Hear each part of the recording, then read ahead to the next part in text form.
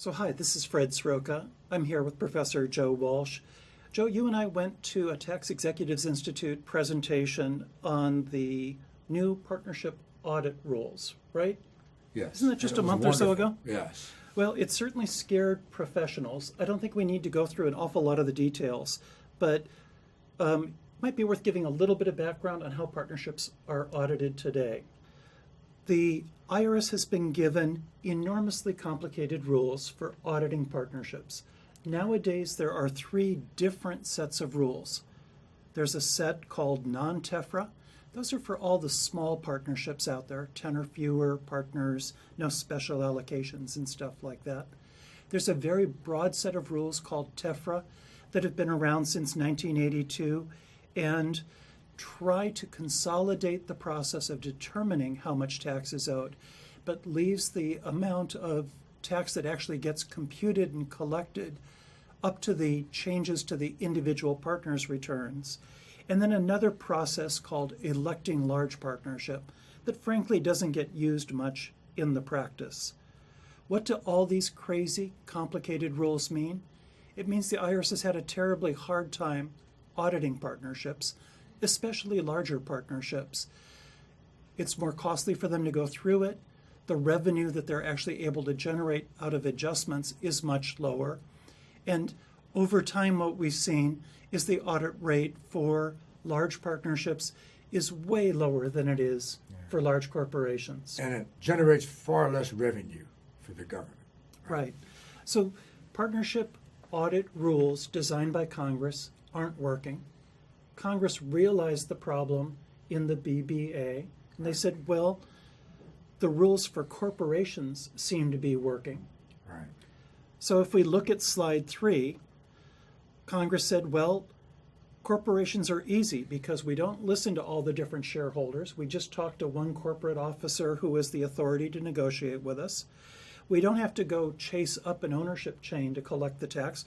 We'll just take the cash out of the entity's bank account, out of the corporation's bank account. And once we collect it, we don't need to go back to an earlier year when something went wrong. We'll just take it out of the company's bank account today, and that winds up hurting the people who are shareholders today, even though the thing that was wrong probably occurred when somebody else owned that stock, right? Exactly. Right. So partnerships, the exact opposite. Audits had to involve the partners. The deficiency for actual tax was determined at the partner level. IRS had to go up through some fairly complicated ownership charts where maybe one partnership owns another, partnership owns another, some domestic, some foreign. So the adjustment, even if it was made at the bottom level, would have to be flowed up, and the tax would go back to whoever happened to be a partner back in the year that the IRS is auditing. Right. So Congress came in and said, we have a very simple solution. On the next slide, we go through and say, we're simply going to apply the corporate rules to all partnerships. Correct. Easy to say, very hard to do. But the BBA begins by saying we're not going to give partners all these rights to participate in the audit. Joe, could you comment a little bit on how we currently have a tax matters partner, but those rules are going to shift? Yes. Partnerships are now required to appoint what's referred to as a partnership representative. They are the sole person authorized to deal with the IRS. The partners no longer have any authority or ability to deal with the IRS, except as we might otherwise determine. So the IRS audits what's called the reviewed year and determines an amount called the imputed underpayment. And they determine that amount using the highest rate, which we're going to assume is 40%.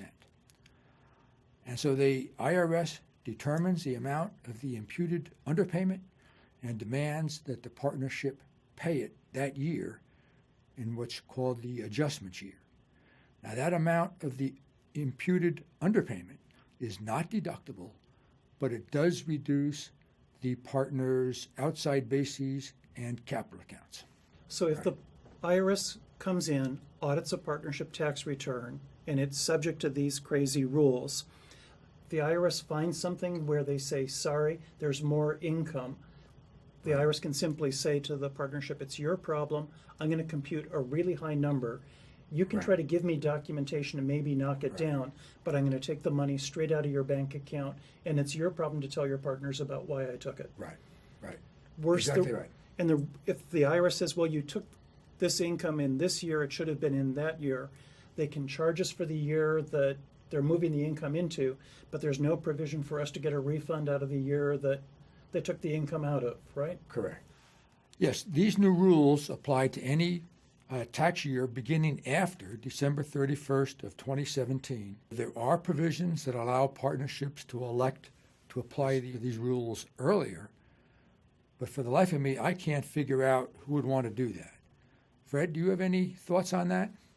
I've had a few clients where there really wasn't that much concern as far as the government coming in to charge more tax, but there was absolute terror that some investors might get a notice from the IRS and that the notice would make the investors very angry. I also could think that if these rules were to apply at the state level, that so many states are now trying to say you owe me tax even if you don't have any physical presence in my state. And I could see where a CFO of a partnership might say, my gosh, I'm scared about having all 50 of my investors get a nasty gram from some state tax authority saying you're a bad person and you owe me a penalty. Yeah. So a few federal situations, mostly I think if we had foreign investors, maybe some state situations if these rules get applied. But no, I'd say the vast majority of people will do everything they can to stay away from these new rules. Yeah, Fred, these rules are going to have a major impact on partnerships. So if the IRS issues or demands payment of the imputed underpayment in the adjustment year, and the partnership has to pay that right away, that's going to seriously deplete the partnership's assets and may cause lenders to have quite a bit of concern about the partnership's ability to pay on their claims. And so that we might have lenders requiring partnerships to make elections that would allow them to mitigate against that. These new rules also are likely to, in the first instance, increase the costs of any adjustments because these adjustments are applied or determined at the highest rate. And then the burden is on the partnership to reduce that by ways that we might speak about subsequently. And finally, these new rules shift the burden from the partners in the reviewed year to the partners in the adjustment year. And so the current partners might be paying for the sins of the prior year's partners. Right. Lenders have a stake in the game, but as you explained previously, Joe, I think all of the partners are going to be frustrated because the basic rules are set up to charge the highest possible amount of tax on any deficiency. And as a result, the use of these rules is likely to raise the total economic cost to all of them. Yes. So I think there's something that drives all of the partners together, which is let's work together to try to mitigate the impact of these new rules on our partnership. Yes, partnerships can reduce the amount of the imputed underpayment by informing the IRS of such things as tax-exempt partners, corporate partners that might be subject to a lower tax rate of 35% instead of the 40% that they're going to use otherwise. And for any individual partners, they might be able to inform the IRS of any capital gains items, which would be taxed at a still lower rate, perhaps 20% rate maximum. The final impact of the new rules would be on people who buy a partnership interest, because in the old days, it was the problem for the partner who sold you their interest if there was an adjustment in that year. And now, under these rules, that the money comes out of the partnership's bank account, the old guy, the seller, is off the hook, and instead the buyer bears the economic cost. The buyer bears the economic cost, right? What we're seeing is that these new BBA rules are good for the government, They're going to generate a lot of revenue for the government, according to the forecast, right? Yes, these new BBA rules, the IRS anticipates are going to raise $9.3 billion in additional taxes over the next 10 years. Now, it's going to do that not by increasing the rates, but it's going to shift the administrative burden that they had under TEFRA of finding and then collecting from the partners. They're going to shift that burden onto the partnerships. And then they're going to use the administrative talent and time and energy that they had made available. They're going to use that to audit more partners. Now, these new rules are pretty unfair in a couple of regards.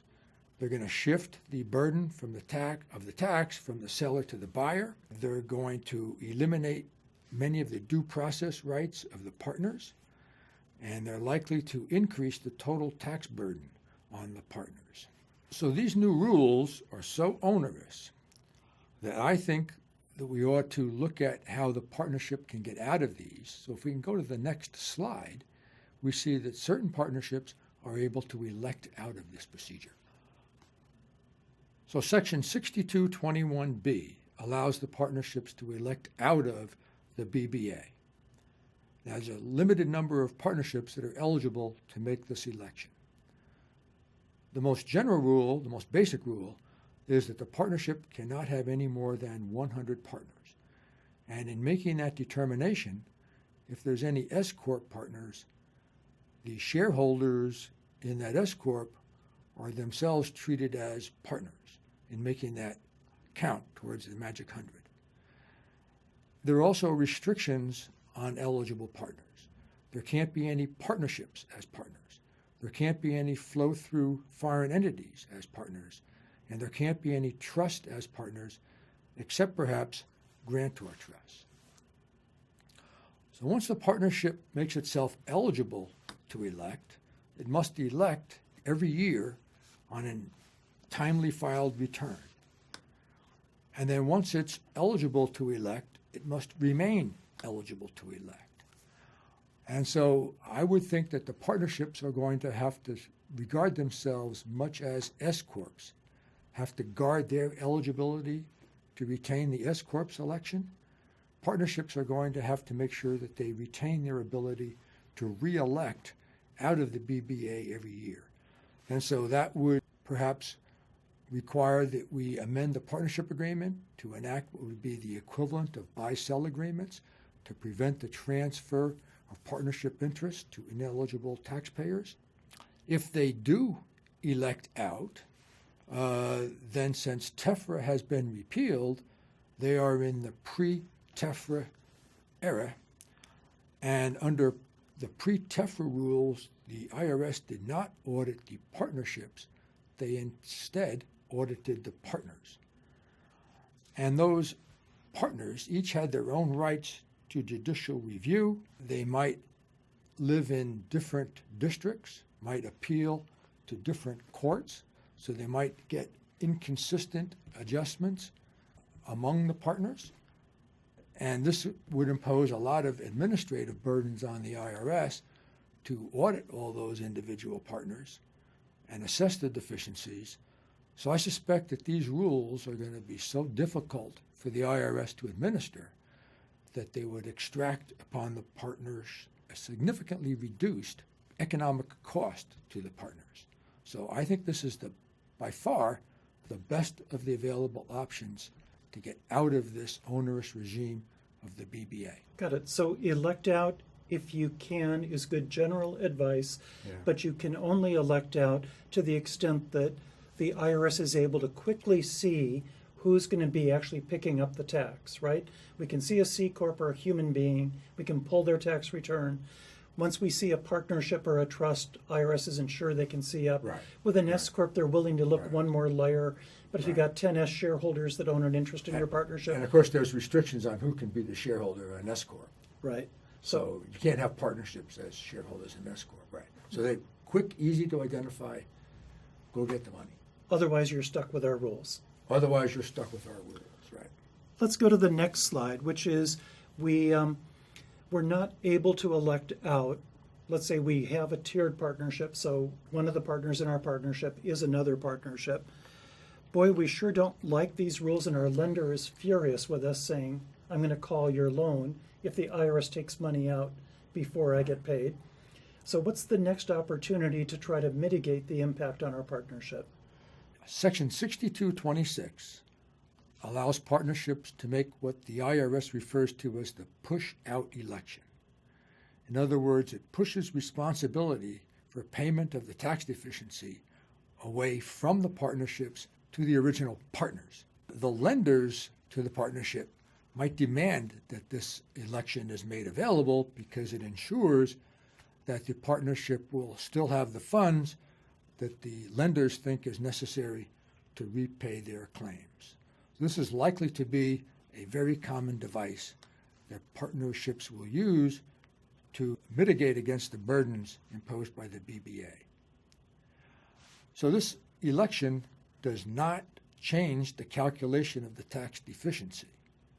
Instead, the partnerships are going to furnish each partner a statement as to that partner's responsibility for paying that part of the imputed underpayment. The burdensome part, the unpleasant part of making this election is that it's going to be onerous for the partnerships to make allocations of these adjustment amounts among the partners. The other cost of making this election is that the interest rate will go up from the 3% to the 5% rate. This toll tax of 2% per year is going to be another cost to making this election. Despite all of these additional burdens, I think that this is going to be very commonly elected. It's the least onerous way for a partnership to comply with its responsibilities under the BBA. Thank you. So Joe, let's say that we've now tried to elect out. We weren't able to succeed at that. We maybe made a push-through election, maybe we didn't, but we hate using those crazy high rates that we're forced to use, the maximum rates, and yet we can't gather the documentation that we need to be able to tell the IRS, please calculate a lower rate. What do we do now? How can we try to reduce the impact of these new rules? So under the BBA, Code Section 6227 allows the partnership to file an AAR requesting a change to any item. Now, under the tougher rules, Section 6227 allowed the partners to file an AAR. Under the BBA, now only the partnerships can file an AAR. And under this regime, any tax deficiency is reduced to the extent that the partnership pays the original tax or proves that the original partners paid their share of the tax.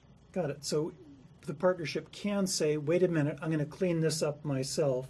And if they can prove that they cleaned it up themselves, changed what the K1 said, and got the ultimate partners to actually pay the tax, you're off the hook. Right.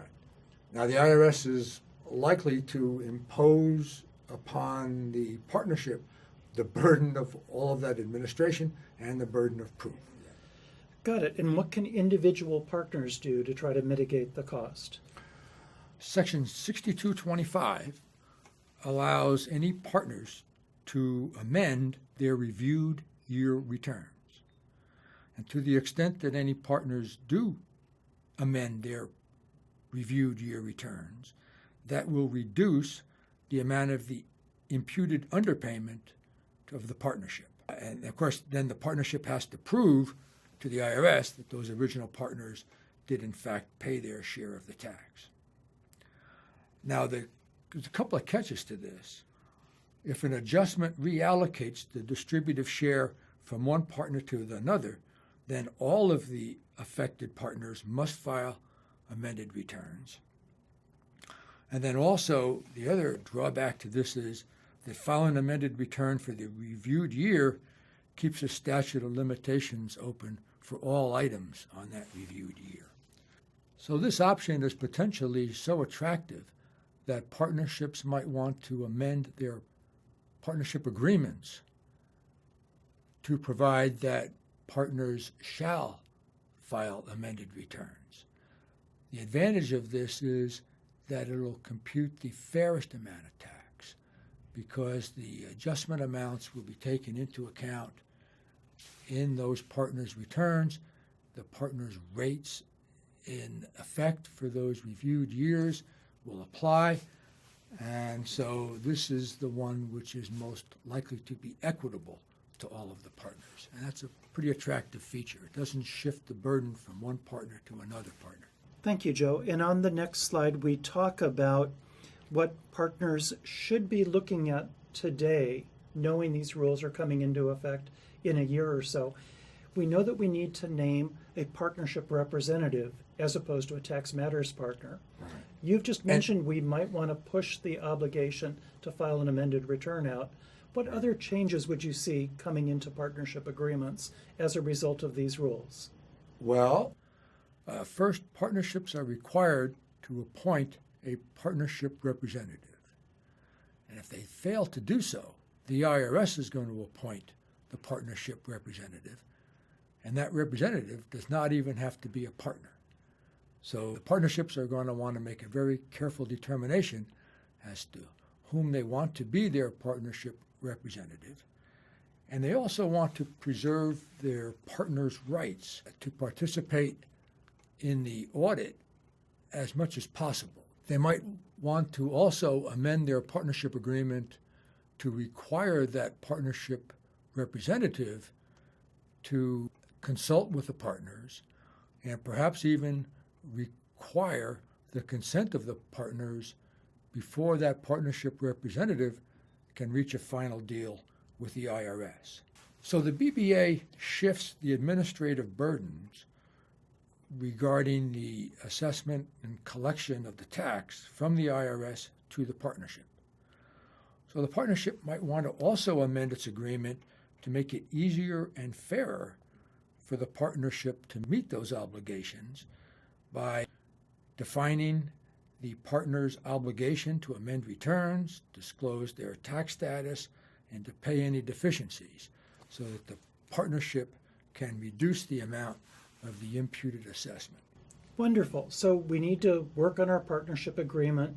Yeah. What else should we think about doing right now in anticipation of the rules coming into effect? Well, elect out to the greatest extent possible. Work with our lenders to decide if they're going to require us to make that election to have the partners pay.